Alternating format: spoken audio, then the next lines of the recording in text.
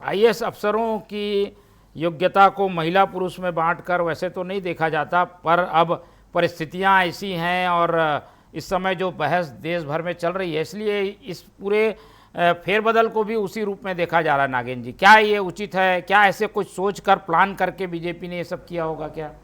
इस तरीके के जो विषय हैं ना, जिस पे लोग बहस कर लेते हैं, अपनी बातें तल्ख अंदाज में करते हैं, वो बहुत ही हास्यास्पद हो जाती है, क्योंकि इसमें जेंडर डिस्क्रिमिनेशन का कोई सवाल ही नहीं उठता। प्रशासनिक दक्षता जो है वो एक बहुत ही अलग चीज़ है, और विषय इसलिए बहुत गंभीर है क्योंकि महिलाएं जो है उनको हमेशा कमतर आंकने की जो एक बहुत पुरानी परंपरा रही है, वो मिथक अब टूटता चला जा रहा है। बदलता हुआ छत्तीसगढ़ है, छत्तीसगढ़ में विकास अपनी गति पकड़ रहा है। यहाँ पर ऐसे विकास चाहिए जिसमें भ्रष्टाचार बिल्कुल ना हो, चीज़ें संवेदनशीलता से निपटाई जाएं।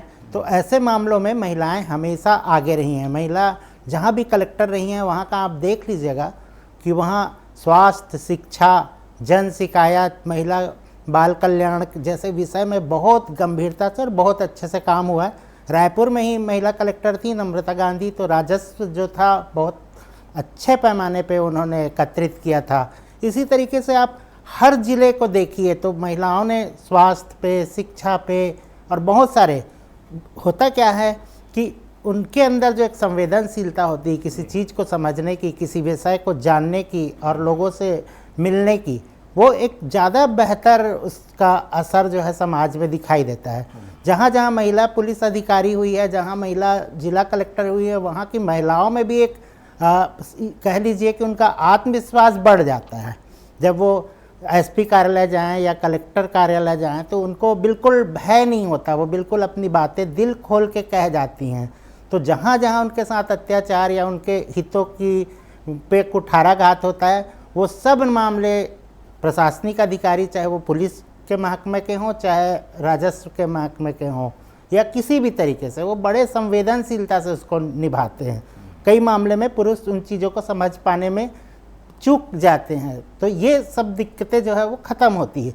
दूसरी बात, हम सुन रहे थे ऐसा योग्यता से ही लोग बनते हैं, आगे पहुंचते हैं, लेकिन कई बार की क्या होता है कि महिलाओं को वो अवसर नहीं मिल पाता, उनको लूप लाइन में बिठा दिया जाता है। मंत्रालय में भी वो बैठी हैं, उनके पास वो जिले का कभी अवसर ही नहीं मिला उनको जिले को संभालने का, या कोई ऐसा विभाग जिसमें वो बेहतर प्रदर्शन कर पाती, उनका कभी उन्हें दायित्व ही नहीं मिला।